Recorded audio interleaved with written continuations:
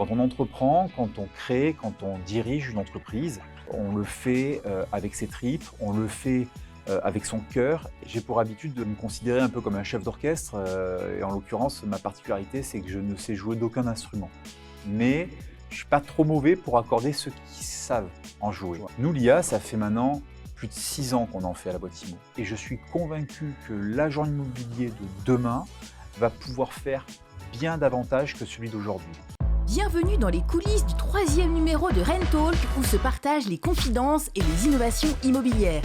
Stéphane Scarella est en train de relire ses fiches pour accueillir notre 3e invité. Tadam, le suspense est dense. Bref, toute l'équipe finit de se mettre en place et moi la voix, enfin Chris Mondet, je vais intervenir quelques fois pour participer à la conversation. Je vous en dis pas plus. Générique, let's go!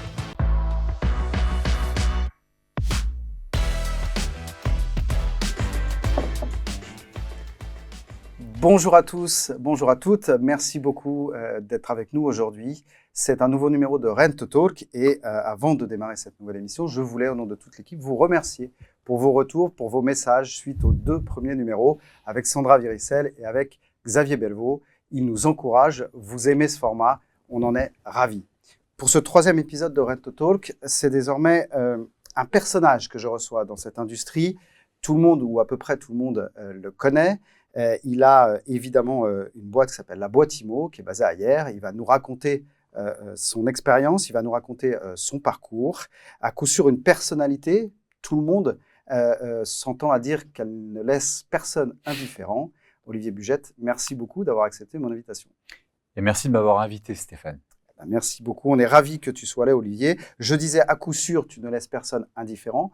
Beaucoup de gens te connaissent Bugette. Peu de gens connaissent le Olivier qu'on va essayer un petit peu de découvrir à travers cette émission avec, tu verras, quelques petites anecdotes et surtout, tu joueras le jeu, j'ai aucun doute là-dessus, de la transparence à 100% avec toutes les questions que je vais te poser. Alors moi, je te côtoie depuis de nombreuses années dans cette industrie.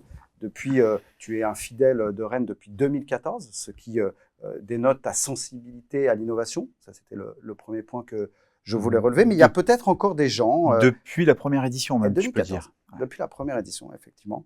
Il y a peut-être des gens encore qui ne te connaissent pas ou qui te connaissent mal. Et pour réparer tout ça, on t'a préparé un petit portrait. Chris, à toi. Olivier Bugette est allergique. Pas au pollen, pas aux fruits de mer, mais au salariat. Cet homme dit non à Paris, non aux investisseurs, non aux levées de fonds. Et il pulvérise quand même le marché de la PropTech française. Tout commence en 2005, il a 26 ans, il fonde Pigimo. Ça cartonne, il est libre, il est en feu, et là, la tuile. La CNIL débarque. Activité non conforme. Game over. La plupart auraient abandonné, Olivier non, il revend, mais il garde son équipe. Tous. Une boîte pour lui, c'est pas des chiffres, c'est une tribu. En 2008, Olivier se relève, à Hyères, il fonde la boîte IMO. Sans investisseurs, sans levée, juste lui, sa tribu et le culot des gens qui n'ont plus rien à perdre. Il crée Hector et boum, il devient une machine. 12 acquisitions en 10 ans. C'est un peu le Marvel de l'acquisition. 2026, statut ETI, 300 salariés, 30 millions de chiffre d'affaires, 10 000 agences et toujours pas un centime de levée. Toujours libre. Alors aujourd'hui, Olivier, tu es face à nous. Une revanche silencieuse. Une obsession, ne jamais rien lâcher. Mais à ceux qui hésitent à se lancer, tu leur dirais quoi ? Alors j'avais prévenu, j'espère que ce portrait est proche de la réalité. Pour moi, il l'est. J'ai donné 3 mots tout à l'heure. J'ai dit parcours détonnant, j'ai dit bâtisseur dans l'âme et j'ai dit indépendant. Avant d'entrer dans le détail, est-ce que tu peux répondre donc à la question de Chris ? Qu'est-ce que tu dirais aujourd'hui à un jeune, une jeune entrepreneur en 2026 qui voudrait se lancer ? D'arrêter de réfléchir et d'y aller, tout simplement. Voilà. Moi, ce que je constate aujourd'hui, c'est que je rencontre beaucoup de jeunes qui en parlent, et j'ai envie de leur dire arrête d'en parler et vas-y.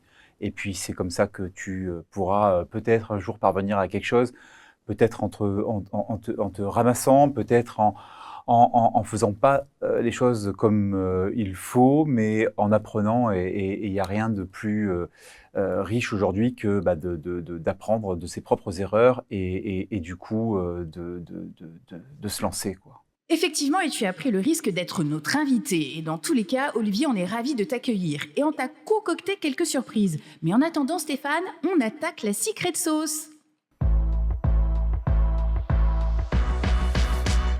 Secret Sauce, donc ça c'est la première rubrique. Dans cette rubrique, on va rentrer tout de suite dans un des points qu'on a vu dans le portrait.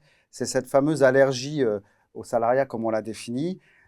On l'a vu, et pourtant je sais que tu as essayé, parce que tu as commencé dans des boîtes dites classiques, Xerox par exemple, il y en a eu d'autres, évidemment, EasyNet, j'avais noté. Tu as essayé, à quel moment tu t'es dit, définitivement je suis inemployable en fait?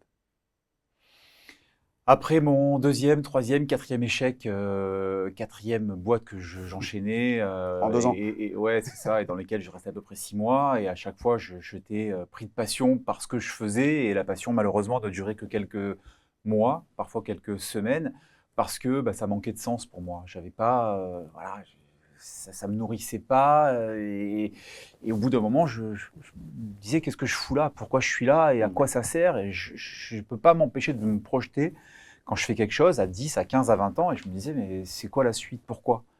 Et en fait, j'ai mis du temps à comprendre que moi, ma voie, c'était celle de construire, de bâtir quelque chose. Voilà. Le mot, c'est construire et c'est bâtir. Alors, à 26 ans, tu montes Pigimo, c'est la première aventure, ça c'est le premier rêve, comme tu dis. Tu la finances avec tes fonds propres, tu mets tout ce que tu as à ce moment-là, je crois, dans le le fonds propre. Voilà, le compte en banque, là, il disparaît, il n'y en a plus. Ah ouais, et puis j'avais au moins 3 000 euros de côté à cette époque-là, et effectivement, c'était mes fonds propres, et effectivement, j'ai dû les investir. Oui, oui, on était bien renseignés. Alors, est-ce que tu te souviens de ton premier client chez Pigimo? Si je te pose comme ça, brute, la question. Oui, bien sûr que je m'en souviens. On s'en souvient en général de Je m'en son premier souviens client. très bien parce que j'étais rentré ce jour-là au bureau. Alors le bureau, en l'occurrence, c'était ma cuisine, et j'avais dit à mon associé, regarde, il est là, c'est le premier, et c'est pas le dernier, c'est le premier d'une longue série, et ça part de là. Et je me rappelle d'autant plus que ces contrats-là, on allait les chercher avec les dents, on allait Ouais. taper aux portes des agences pour leur expliquer qu'on était porteur d'un projet Il fallait qui convaincre.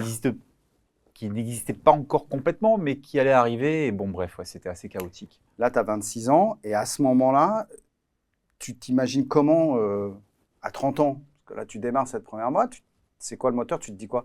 Ça va marcher, on va faire autre chose, on va grandir. Est-ce que tu as déjà cette envie comme ça d'avancer? Alors franchement, oui, dès le départ, moi j'étais un peu dans la souffrance, si tu veux, quand j'ai commencé, parce que je me suis lancé encore une fois avec un vieil ami. On a pris une table de cuisine, on l'a poussée contre un mur, on avait 2 ordinateurs, on était seuls au monde. Ça fait un bureau. À l'époque, il n'y avait pas tout cet écosystème, il n'y avait pas des réseaux sociaux, il n'y avait pas. On était vraiment seuls dans notre bureau, et j'étais habitué à côtoyer des belles boîtes sur Paris, j'étais habitué à avoir de l'énergie autour de moi, et franchement, je ne garde pas un souvenir incroyable de mes débuts. C'était franchement chaotique. En revanche, je me nourrissais déjà à cette époque de notre écosystème, et je voyais des boîtes qui avaient déjà peut-être 30, 40, 50 collaborateurs, qui faisaient déjà 1, 2, 3 millions d'euros de chiffre d'affaires. Et je Donc me c'est disais, possible. Donc, tu si dis, un c'est jour possible. j'arrive à faire ça, mais ce serait extraordinaire. Et c'était mon projet, quoi. C'était mon Et idée. là, c'est le drame. Coup de pas de bol. Ouais. La CNIL vous tombe dessus, si j'ai bien compris. C'est ça. C'est foutu, c'est mort pour Pigimo. À quel moment, là, tu te dis, est-ce qu'on a fait une erreur? Probablement, mais est-ce que tu as pensé à arrêter et à redevenir salarié, ou finalement tu t'es dit, non, bon, ok, on a fait une erreur, ou en tout cas, c'est game over pour cette fois-ci, mais c'est pas grave. La chute, elle a duré combien de temps? Une nuit, 2 jours? Ça s'est fait sur non, beaucoup plus longtemps que ça, parce que en fait, on a commencé à rencontrer des problématiques juridiques dans l'activité qu'on avait lancée, et on s'est rendu Pige compte. immobilière, hein, pour ceux qui Oui, ne voilà, un se service de souviennent pas. pige immobilière. Donc, on avait effectivement des difficultés avec certaines organisations qui considéraient que ce qu'on faisait n'était pas tout à fait carré ou respectueux de la loi informatique et liberté. Bref. Donc, on a commencé à rentrer dans des problématiques juridiques, et c'était assez difficile à vivre, parce que d'un côté, on avait concrétisé notre rêve. On commençait à avoir une petite dizaine de collaborateurs, on commençait à avoir changé 2-3 fois de bureau, on avait quelques centaines de Oui, clients. donc c'est quelques années après quand même. Ouais, C'est pas tout de suite, tout de suite. on a été à peu près tranquille pendant 2-3 ans, et D'accord. quand on a commencé à prendre un peu plus d'envergure, c'est là où les ennuis ont commencé. Et honnêtement, j'ai pensé à arrêter à peu près chaque jour et chaque matin que je me levais, et ça a duré à peu près une année. Pendant plus d'1 an, nos clients étaient embêtés aussi en tant qu'utilisateurs de la Bien sûr, bien sûr, bien solution. sûr. Donc on recevait, d'un côté, on construisait et on y prenait un plaisir incroyable, et de l'autre côté, on marchait vraiment sur des œufs. On était toujours à se demander si on allait avec la être peur là de se retourner. la semaine d'après, quoi. Ok. Donc je pense que ça m'a beaucoup appris, et ça m'a vraiment donné envie de bâtir quelque chose stable, de conforme, de propre. Et parce que j'ai détesté cette période-là où tu es dans cette précarité constante. Quoi. Alors, 2008, c'est la boîte IMO, c'est le rebond. Mhm. Okay. Il y a aussi des leçons, tu viens d'en parler. À ce moment-là, tu fais le choix de garder ton équipe. Ouais. Fondamentalement, à ce moment précis d'histoire, tu n'as aucune obligation de garder ton équipe. Non, pas du Pourquoi tout. Pourquoi ce choix-là, à ce moment-là, pour repartir avec eux dans ce qui va devenir l'aventure de la boîte IMO? Parce que cette aventure dure déjà depuis 2, 3, 4 ans, que j'ai eu l'occasion de comprendre comment marche ce marché de la PropTech, comment ça fonctionne, de comprendre quelles sont les attentes et les besoins de nos clients. On a eu l'occasion de se faire un petit nom, de montrer qu'on fait des choses qui sont plutôt sympas. J'ai eu l'occasion de m'entourer d'une équipe, et ça, c'est vraiment une vraie richesse d'avoir une équipe pluridisciplinaire autour de toi, avec des techniciens, avec des commerciaux, avec des experts. Et je me dis, j'ai pas envie de repartir de zéro, d'une part, j'ai pas envie de lâcher ce qu'on fait, donc je fais le choix plutôt de vendre mon fonds de commerce, de vendre la clientèle, mais effectivement de conserver mes équipes pour pivoter mais complètement, et créer une boîte à outils qui s'appelle la boîte IMO, qui a vocation à adresser les besoins des agents immobiliers qu'on commence à bien connaître. Et ce choix de garder l'équipe, et après ça en dit long sur ta personnalité aussi, on y reviendra tout à l'heure. Il y a probablement une ou deux grandes leçons que tu as retenues de cette histoire au moment où c'est game over pour Pigimo et tu commences l'aventure de la boîte IMO en 2008. S'il y en a une leçon que tu dois nous partager pour ceux qui demain vivraient ça serait quoi? Ça serait de mieux réfléchir à son prélancement, à son étude de marché, et en même temps, tu sais, avec le recul, si je devais refaire les choses, je ne changerais absolument rien. On dit souvent... Elles t'ont construit, elles vous ont nourri. Ils l'ont fait parce qu'ils ne savaient pas que c'était impossible, tu vois. Et c'est un peu, je me retrouve un peu dans cette citation parce que si on avait su que ce n'était pas possible, notamment juridiquement, on ne l'aurait pas fait. Et puis finalement, je suis très content parce qu'avec voilà, ce rebondissement, avec cette histoire telle qu'elle est, on a réussi finalement à faire quelque chose de sympa, quoi. Alors, il y a eu le non au salariat, on l'a vu tout à l'heure. Il y a aussi un autre non, on l'a vu dans le portrait, c'est le non aux investisseurs. Non pas obsessionnel, mais en tout cas, à date, au moment où on se parle, c'est non. La boîte IMO aujourd'hui, c'est à peu près 30 millions de chiffre d'affaires, si je ne dis pas de bêtises. Il n'y a pas de levée, il n'y a pas de fonds, il n'y a pas d'investisseurs. Non, jamais. Non. Jamais. C'est une fierté. C'est parce que tu es buté sur un ou deux trucs que tu vas nous partager, ou c'est simplement parce que tu veux rester libre de tes faits et gestes jusque tant que ce sera possible? C'est plutôt ça. Moi, je me suis découvert être un entrepreneur et vraiment rien d'autre. Je ne me vois et je ne sais rien faire d'autre que d'entreprendre. Quand on entreprend, quand on crée, quand on dirige une entreprise, il me semble que on le fait avec ses tripes, on le fait avec son cœur, et je ne suis pas certain que ce soit une voie qui soit très compatible avec celle des grands fonds d'investissement que l'on peut rencontrer aujourd'hui. Alors effectivement, on est un peu une bizarrerie dans le marché de la PropTech, puisqu'on est vraiment une des dernières boîtes aujourd'hui qui ne soit pas affiliée à un fonds d'investissement. Mais ça nous confère une liberté qui est totale, et moi, cette liberté, j'en ai besoin au quotidien. Alors, c'est quelque part le prix de cette liberté. Oui, après, ça a des avantages évidents, ça a aussi des inconvénients. Moi, je n'ai pas de grief ou de quoi que ce soit à redire concernant les copains qui ont rejoint ces fonds. Ça leur a permis parfois d'accélérer, ça leur a permis... Mais disons que j'ai privilégié un développement, tu sais, on a fait 57 000 euros de chiffre d'affaires la première année. Aujourd'hui, on fait 30 millions. Donc, j'ai privilégié un développement durable, quelque chose qui ne soit pas... Plutôt de longue traite. Oui, bon, voilà, ça fait 20 ans maintenant que je me suis lancé, et j'ai privilégié de faire ça avec beaucoup de pragmatisme, et puis voilà, on l'a fait comme on l'a senti, comme on en a eu envie. Et au rythme que vous avez choisi. Et au rythme qui nous a paru être le bon. Voilà. Et ce n'est pas du tout antinomique, puisque tu es aussi ce que j'ai appelé un serial acquéreur, puisque dans le même temps, c'est une douzaine d'acquisitions. 15. 15, pardon. C'est 15 acquisitions, la boîte IMO. sur les 20 années que tu viens Sur les 10 dernières, ouais. Voilà. On a commencé un Donc, peu sur si le on tard. regarde bien, c'est vraiment une quinzaine sur les 10 dernières années. C'est ça. Ce qui est quand même un rythme, je ne vais pas dire Un peu effréné, mais soutenu, c'est un rythme soutenu.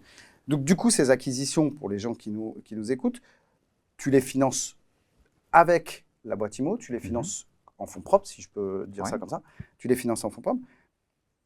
Et c'est un paradoxe qui est assez... Pas seulement. Hein. Oui, non, mais bien sûr, ton banquier doit être ton meilleur ami, mais je veux dire par là que tout ça est sous contrôle. Et le paradoxe qui est énorme, c'est que tu refuses par endroit d'intégrer des grandes organisations, des grands groupes, tu l'as dit tout à l'heure, et tu intègres énormément de boîtes, énormément de services, énormément de people. C'est vrai. Comment t'expliques ça? Parce que je pense que tu as plaisir à intégrer ces boîtes, ces services et ces people qui vous rejoignent. Aujourd'hui, la boîte IMO, c'est combien de collaborateurs? On est un peu plus de 260, C'est ça, on près de devrait 300, j'allais être dire. à peu près 300 d'ici la fin de l'année. Voilà, et donc c'est aussi le fruit de toutes ces intégrations que vous avez opérées. Quel est ton regard par rapport à ça? Parce que 300, ça mérite une belle organisation. Oui, on est une entreprise qui a dû se réinventer chaque année au cours de sa vie parce que effectivement, quand tu changes quand tu scales comme ça et que tu changes d'échelle chaque année, forcément, les organisations que tu avais l'année dernière, elles ne tiennent plus l'année d'après. Surtout quand tu intègres des équipes qui viennent d'horizons différents, avec des cultures d'entreprise qui sont aussi différentes. C'est une certaine complexité. Mais moi, c'est quelque chose que j'aime faire parce que je me plais à créer vraiment une plateforme, si tu veux, globale, qui est au service de la performance de nos clients, au service de la performance des agents immobiliers.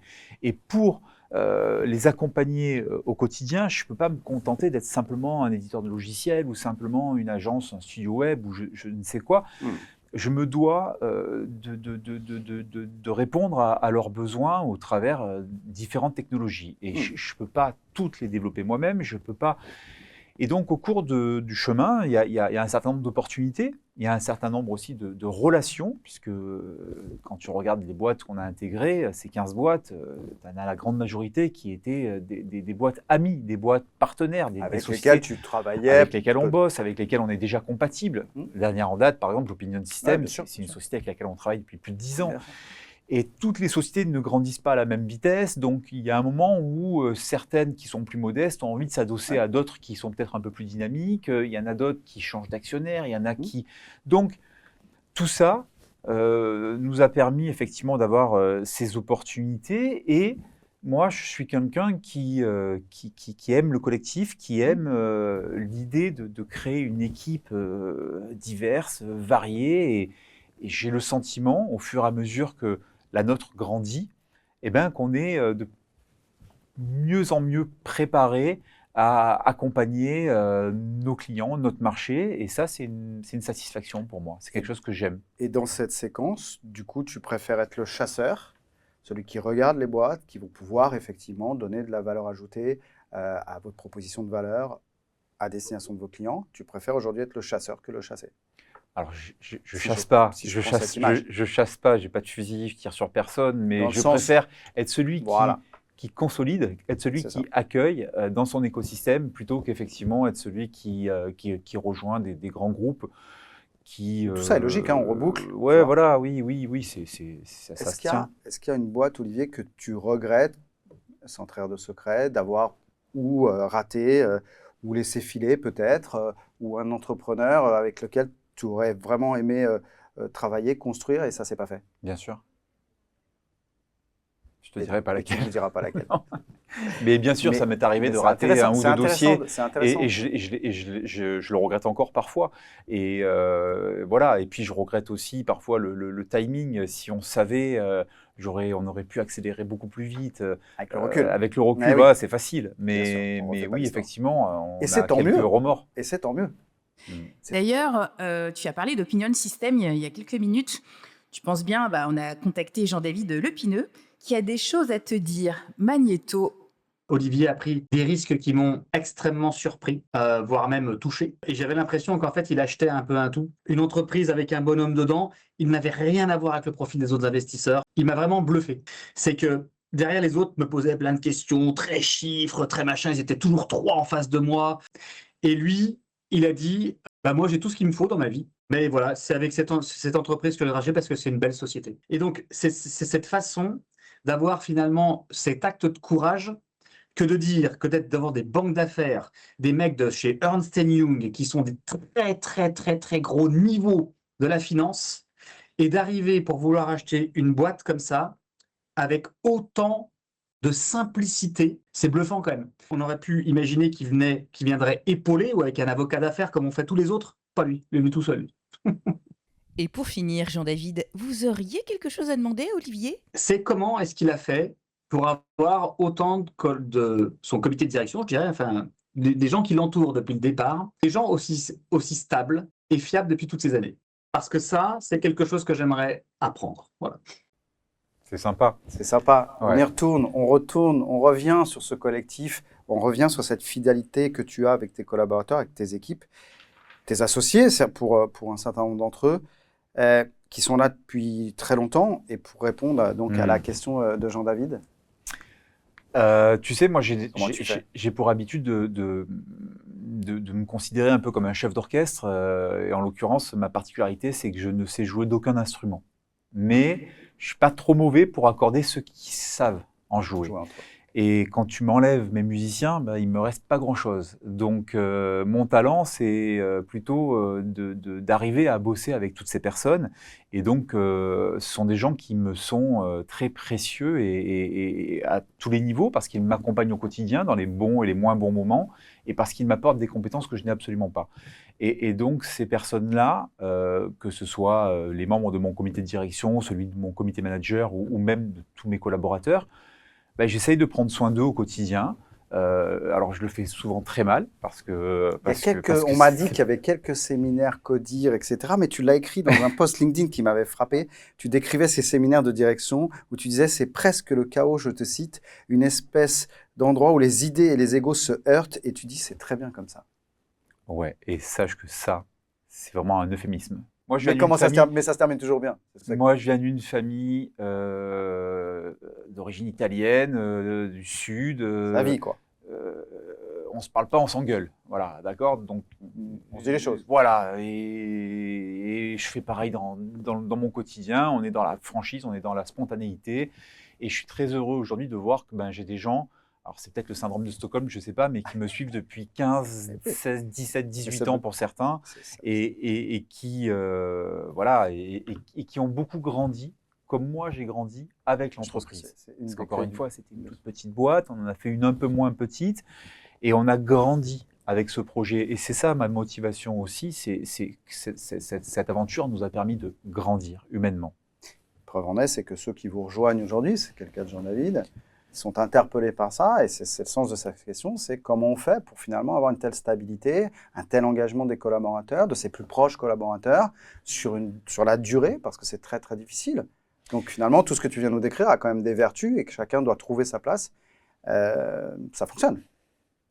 Oui, un petit mot pour Jean-David. Je suis super fier de voir des gens comme lui. Ouais, je vous remercie pour ces mots. Je suis super fier de voir des gens comme lui qui nous rejoignent. Parce que Jean-David, c'est un vrai entrepreneur. Bien sûr, bien sûr. C'est une vraie belle boîte. Très grosse activité dans l'industrie. C'est 60 personnes, c'est 12 000 clients, c'est 15 ans d'activité, c'est une marque que tout le monde connaît, c'est une des très belles marques de la PropTech. Et tu vois, d'avoir des gens comme lui qui nous rejoignent, c'est une véritable fierté, une véritable satisfaction. Et je suis convaincu qu'on va ensemble construire de belles choses parce que son statut à lui, il est particulier et je pense qu'on sera capable de le faire perdurer.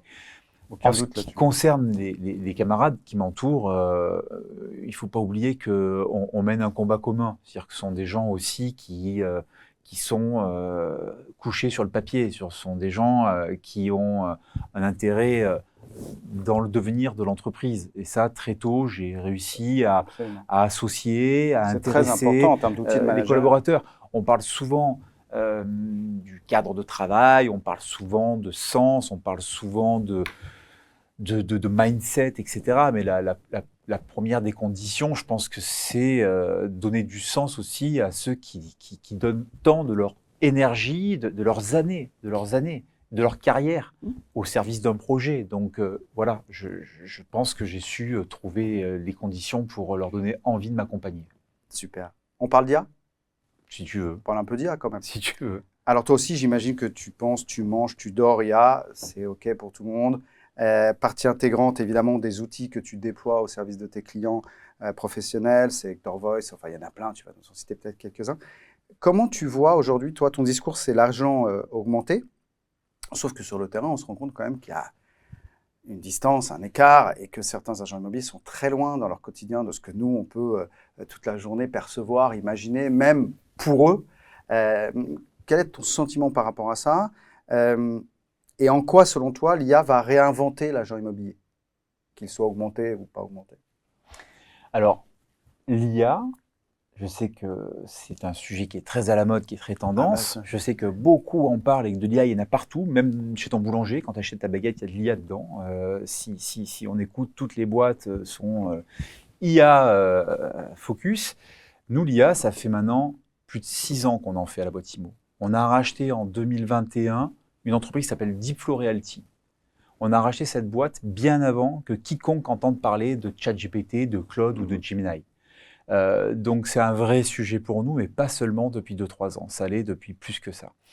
Deepflow Realty, à l'époque, permettait de faire de l'IA générative et de générer notamment les textes de nos clients. Excellent. On a été les premiers à sortir un assistant vocal intelligent qui accompagne aujourd'hui tous nos clients directement depuis leur application mobile, en l'occurrence Hector Voice. Et on a effectivement maintenant, depuis 2-3 ans, pris le parti d'intégrer de l'IA systématiquement dans tous les développements que nous faisons. Alors ça se vérifie aussi bien pour les outils que nous proposons au marché que nos propres process de travail interne, où l'on accompagne et où l'on oblige aussi tous nos collaborateurs à avoir une véritable adoption de l'IA. Donc, c'est pas un plaisir, hein, honnêtement. Enfin, pour ma part, je suis pas un grand technophile et je prends pas un plaisir dingue à jouer avec tout ça. Mais c'est en revanche une nécessité absolue. Parce que si on ne s'y met pas, on va se ringardiser très rapidement. La question en quoi ça va changer l'agent immobilier? Alors, le constat que moi je dresse sur le terrain, c'est que l'adoption, contrairement à ce que tu viens de dire, je trouve qu'elle va plutôt assez vite. Assez vite? Oui. Tu peux le voir autour de toi, la majorité des utilisateurs aujourd'hui, des agents immobiliers, utilisent de l'IA dans leur quotidien. Alors, parfois, c'est simplement ChatGPT pour bien sûr. la réflexion du quotidien. D'autres fois, ce sont des outils d'amélioration d'image. D'autres fois encore, ce sont des outils de génération de texte ou de je ne sais quoi. Mais sans même qu'ils s'en rendent compte, leur quotidien est déjà ponctué d'IA. Et oui, clairement, c'est en train d'augmenter leur capacité. Et pour ceux d'entre eux qui sont vraiment conscients de l'avantage que ça leur apporte, ils sont en train de se délester des parties vraiment les plus chronophages, les plus anxiogènes. Et voilà, et celles qui ont le moins de plus-value, au profit justement de leur business. Et je suis convaincu que l'agent immobilier de demain va pouvoir faire bien davantage que celui d'aujourd'hui. Et ça pose un véritable sujet d'évolution du marché, parce que si un agent immobilier est capable de générer davantage de transactions, il y aura peut-être un tri qui va s'opérer entre celui qui a pris le virage et celui qui ne l'aura pas pris. Ça paraît évident, dit comme ça, mais c'est une vérité absolue, je pense. Et ça va très très vite, tu l'as dit. Ouais, il y a une adoption des usages et des outils, mais on le voit dans notre vie quotidienne, donc il n'y a aucune raison que ça soit différent pour la profession agent immobilier, comme pour d'autres professions d'ailleurs. Ça me fait une très belle transition. Il y a un marché immobilier qui est très fragmenté. Il y a les réseaux, il y a les mandataires, il y a les hybrides, etc. Et j'ai dû en oublier. Est-ce que, selon toi, il y a encore la place aujourd'hui pour des agences indépendantes? Et je dis ça parce que tu es finalement, dans la construction de ton portefeuille client, ambassadeur un petit peu de ces agences indépendantes. Est-ce qu'il y a encore une place aujourd'hui pour ces agences indépendantes et demain, avec tout ce que tu viens d'évoquer? Alors, non seulement il y a encore une place pour les agences indépendantes, mais je pense même que ce sont celles qui vont le mieux tirer leur épingle du jeu. Profiter de ces outils. Pourquoi? Parce qu'elles ont une flexibilité, elles ont une agilité qu'aucune autre n'a. D'une part, parce que ce sont des chefs d'entreprise aujourd'hui que l'on est capable, nous, d'accompagner aussi bien que n'importe qui d'autre. Donc ça, c'est important.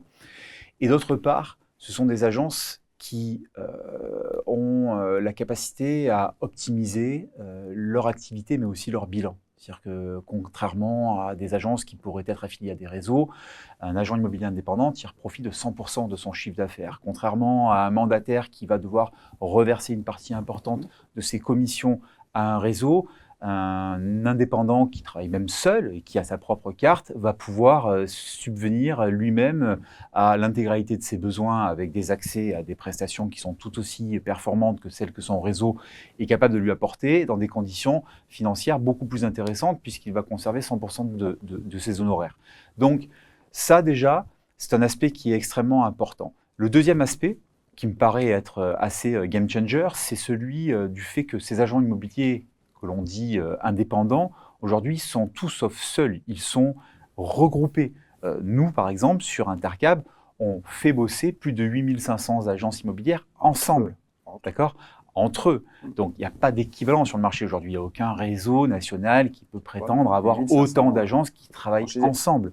Et donc, si tu cumules ne serait-ce que ces deux avantages-là, et je pourrais t'en citer bien d'autres, je crois fermement et fortement au modèle de l'agent immobilier indépendant, et j'en veux pour preuve que chaque mois, on a des agences de groupement, on a des agences de réseau qui reprennent leur indépendance et qui nous rejoignent.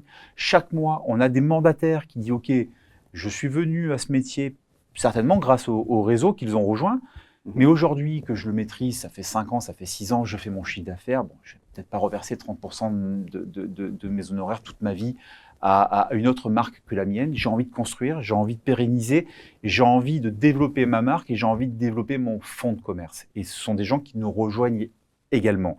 Donc chaque mois, on en a la preuve, si tu veux, de la résilience de ce modèle et de son agilité. Et que ce positionnement était donc le bon. Tu es l'ambassadeur de ces agences indépendantes. Il y a une autre personnalité, Chris, je crois, qui est une ambassadrice très forte de ces agences indépendantes. Oui, il y en a une qui compte plus que d'autres, Olivier. C'est Sandra Véricel qui a voulu te dire des choses. Lors du dernier Rent Business Club, on en a profité pour poser des questions à Sandra Véricel, notre marraine. Alors, comment est Olivier Bugette ? Alors, il est humain avant tout, Olivier. Il a un cœur énorme avec ses employés, avec ses collaborateurs. Nous, c'est une profonde amitié qu'on a ensemble maintenant depuis très longtemps. Il a cette force d'emmener les gens avec lui, d'avancer, de trouver les moyens, les solutions pour faire en sorte de ne pas avoir besoin des autres ou des grosses entreprises. Mais il a quand même donné la parole aux indépendants dont je fais partie. C'est grâce à lui qu'aujourd'hui, on est des acteurs significatifs sur le marché, qu'on n'a pas honte vis-à-vis des réseaux de mandataires ou des réseaux de franchise tout court. Donc c'est vrai que je ne le remercierai jamais assez, mais grâce à lui, on rayonne aussi sur la France, les indépendants. Ah, faire rayonner les indépendants. Mais aussi, il faut savoir chanter avec Olivier. Mais quand il m'a demandé d'être l'ambassadrice, je suis allée à la boîte IMO, j'ai passé la soirée là-bas. C'était tout très posé, très content que je sois là. On a commencé par dîner et on a fini avec un karaoké où là j'ai découvert Olivier Bugette sur le bar en train de chanter au karaoké. C'est là que j'ai découvert vraiment Olivier. Ok, Olivier Bugette a que des qualités. Ah, quoique... Et son défaut, c'est qu'il peut monter dans les tours à une puissance et une vitesse, mais il redescend si vite. Donc c'est ça qui est génial. C'est ce qui fait son charme, on va dire. Alors Sandra, une question à poser à Olivier ? Olivier, on a toujours l'impression qu'il y a 15 Olivier dans ta tête en même temps. Et je me demande comment tu fais pour cohabiter avec tous ces Olivier en même temps. Donc tu me donneras ta recette. Allez, je te fais un gros bisou. Je t'embrasse.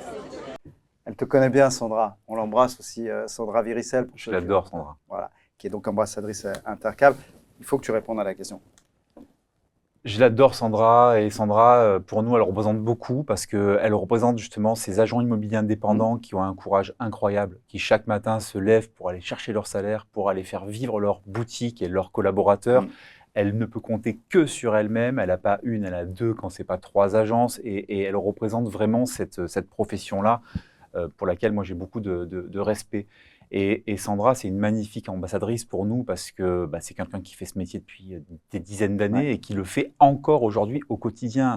C'est et vraiment... avec un parcours et une histoire, on a eu la chance de recevoir, c'est la marraine de l'émission, on l'a reçue, c'est formidable. Et en plus, elle a un charisme incroyable, donc nous, on est super fiers qu'elle se soit l'ambassadrice d'Intercab et j'ai la chance de la voir souvent parce qu'on fait des Intercab Tours partout en France comme ça et elle a jamais manqué une seule date. C'est incroyable. Je l'appelle, je lui dis Sandra, tu pourrais, s'il te plaît, pas de problème. Elle est là, elle vient. Elle me fait bien rire quand elle parle de mon caractère volcanique parce que elle aussi. Hein. l'Espagnol là. Ouais, voilà, avec attention, le sourire comme oui, ça. Oui, oui, oui, oui. On a Ça peut enquêté. vite changer. On a tu enquêté vois, sur je sais Sandra. pas si, voilà. Mais t'as pas répondu à la Et question. donc, Comment tu fais pour gérer tous ces personnages dans ta tête? C'est ça, hein. je fais pas. Je vais au gré de mes émotions, voilà, je n'arrive pas trop à canaliser tout ça, donc voilà. Je fais comme je peux, je fais. C'est ça, on fait au mieux. Chris, Sans vouloir vous couper, messieurs, la prochaine rubrique vous attend. Le temps presse. Allez, on enchaîne, on enchaîne.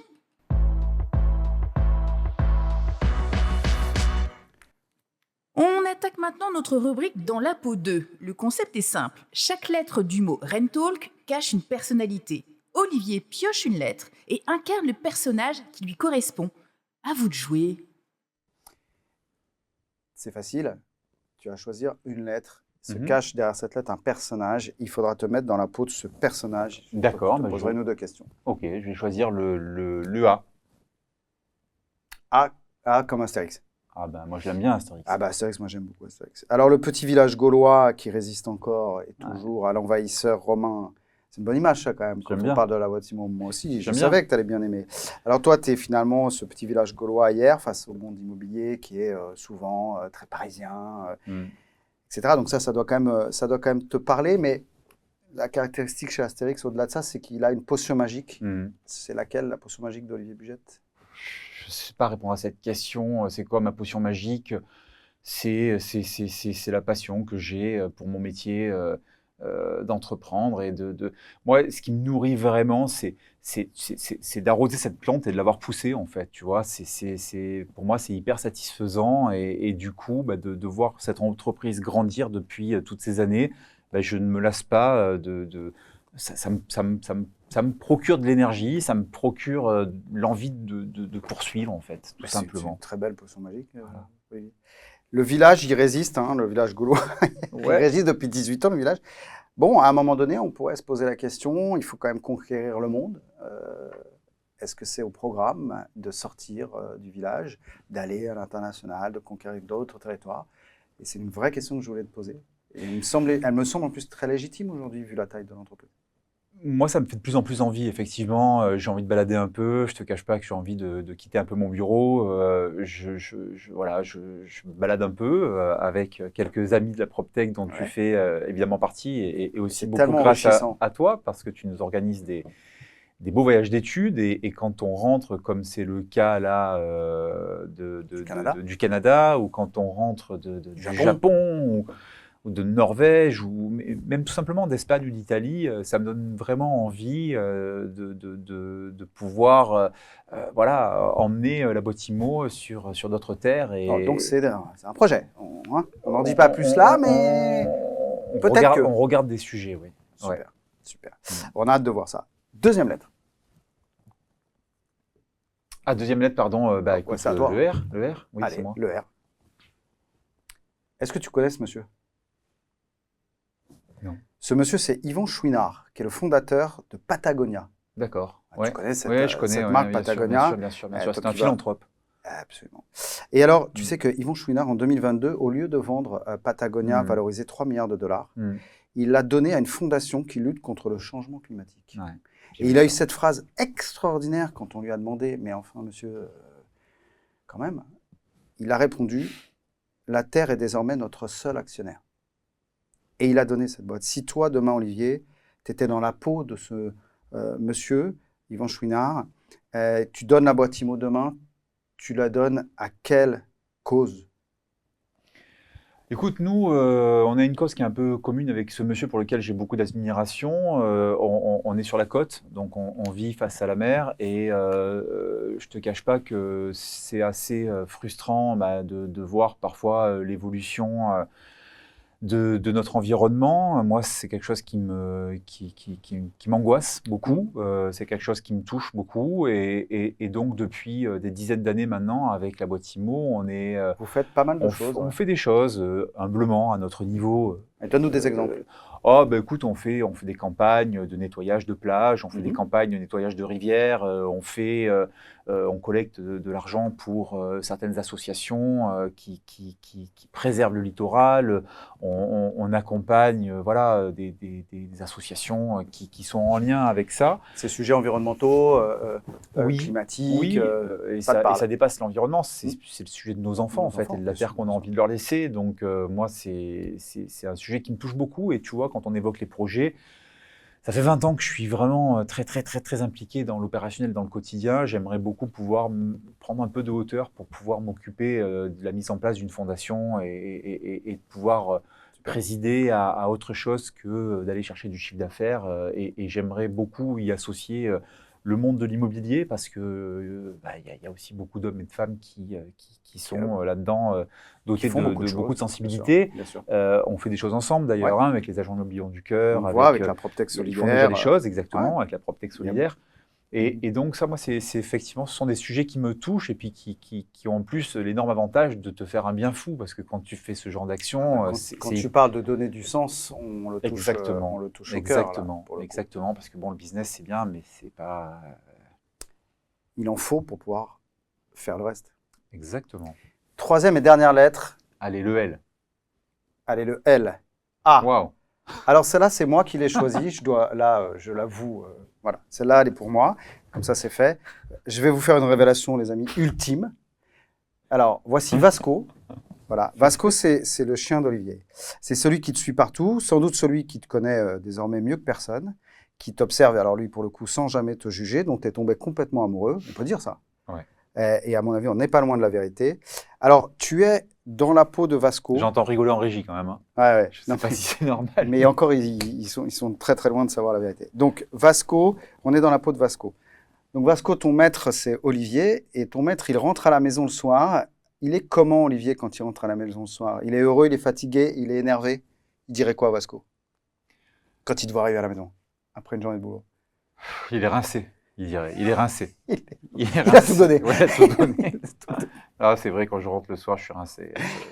J'ai plus trop d'énergie. Alors, il nous aurait dit ça. 2, la pièce de la maison dans laquelle Olivier passe le plus de temps, c'est laquelle, Vasco?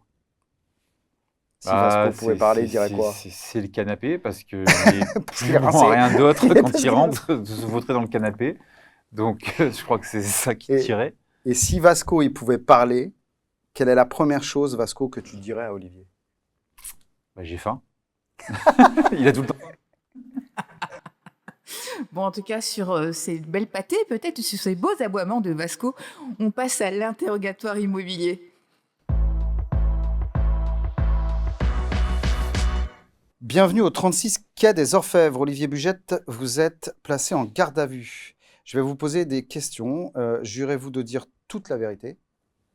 Je le jure. Alors, des questions cash et des réponses spontanées. La plus grosse erreur de ta carrière, Olivier? Certains recrutements, Le concurrent que tu admires secrètement? je les admire tous. Ton plus gros mensonge pour du business? Celui-ci. Ton plus grand regret professionnel? Certains dossiers que j'ai pas eu le courage d'aller chercher et qui auraient pourtant pu nous faire grandir. Et Olivier, est-ce que tu as déjà transgressé la loi? Ça fait longtemps. Olivier Bugette, c'est quoi ta drogue digitale? Les vidéos courtes, les réseaux sociaux, je suis addict. Et ta drogue non digitale? Le rosé, Mais le Sainte-Marguerite. exactement. Quelle est la personne à qui tu en veux le plus? J'en veux souvent à tout le monde, moi. J'en veux chacun son tour, mais j'en veux la terre entière, moi. Olivier, quel est ce qui t'énerve le plus sur Rent? J'aimerais qu'il n'y ait que nous, en fait. Et à chaque fois, tu te sens obligé de rameuter tous nos concurrents. Voilà. Olivier Bugette, est-ce que tu as menti pendant cet interrogatoire? Non, je mens jamais. Bon, va falloir se quitter. Sniff! Olivier Bugette, merci beaucoup. Merci Olivier de nous avoir accompagnés sur cette émission. Je précise que tu as tout découvert en direct. Les interviews, les portraits, les questions cash. Merci pour ton authenticité, merci pour ta franchise. Comment tu as vécu ce Rent Talk? Alors, je ne m'attendais pas du tout à ce format, en fait, parce que je n'avais pas eu l'occasion de regarder les précédents. C'est moi qui te remercie parce que je vois qu'il y a un gros boulot qui a été fait par tes équipes. Voilà, merci de cette attention qui est touchante. Mais je t'en prie, c'est un plaisir. Et pour te remercier, Olivier, on a voulu mêler tes deux passions. Et ce sera ma dernière révélation, les amis. Olivier, il a deux passions dans la vie. Il a l'immobilier et ce que j'appelle les racines. Tes racines, c'est hier, c'est Carqueiranne, c'est Porquerolles, c'est ton paradis que tu n'as jamais voulu quitter, que tu ne quitteras, je te le souhaite en tout cas, jamais. Et on m'a dit que tu étais incollable sur les palmiers méditerranéens. Est-ce que c'est vrai? J'adore les palmiers. Et que tu aurais pu être pépiniériste? Ouais, j'aime beaucoup cet environnement-là. Ouais. Comme quoi, tu vois, on ne connaît pas les gens, ou en tout cas, on croit les connaître, mais on ne les connaît jamais vraiment. Voilà, merci Olivier. Alors, on ne pouvait pas donc ne pas te donner ce petit cadeau que je m'empresse d'aller chercher parce qu'il pèse son petit poids. Regardez-moi ça. Voilà le palmier. Merci beaucoup. Le palmier Rent. Alors, on lui a donné un petit nom, il s'appelle Rent. Tu pourras le mettre dans ton bureau où tu veux. C'est un dernier clin d'œil pour que tu regardes un petit peu de cette émission, un petit peu de nous, là où tu auras choisi de le faire. L'essentiel étant évidemment pour nous qu'il reste avec toi dans le sud de la France. Ça va être super pratique dans l'avion demain. Merci beaucoup, c'est une super idée. Et c'est pas un palmier, c'est un Washingtonien. Voilà, comme quoi. Ou palmier à palme ronde, mais voilà, c'est un très belle. Ce n'est pas un arbre, c'est une plante, c'est une très belle plante. Vous avez compris, les amis, qu'on avait affaire à un spécialiste donc des palmiers, je vous l'avais dit. Merci beaucoup, Olivier, je t'embrasse. Merci, Stéphane. Merci d'avoir joué le jeu. J'espère que ça vous a plu, les amis. C'était le 3e épisode de ce Rent Talk avec Olivier Buget. J'espère qu'il vous aura surpris et que vous en savez maintenant davantage cette émission. Merci à Chris, évidemment, qui nous a accompagnés sur, non pas la voix uniquement, mais aussi sur le fait de monter toutes les interviews, tous les portraits. Merci beaucoup, Chris. Ce fut un plaisir, mon cher Stéphane. Merci, Chris. Je voudrais remercier évidemment toutes les équipes qui ont bossé sur cette émission, les équipes de Rent, le studio qui nous accompagne. Vous pouvez retrouver évidemment l'intégralité de ce Rent Talk sur les meilleures plateformes. Vous pouvez voir et revoir cette émission. Vous pouvez surtout mettre un commentaire, la liker, la repousser. On attend évidemment tout ça avec impatience. D'ici la prochaine émission, je vais vous souhaiter un très bel été, puisqu'on se retrouvera en septembre pour un nouveau numéro de Rent Talk avec des nouvelles révélations, un nouveau portrait, des nouvelles découvertes. D'ici là, évidemment, passez un bel été, continuez d'innover. Salut.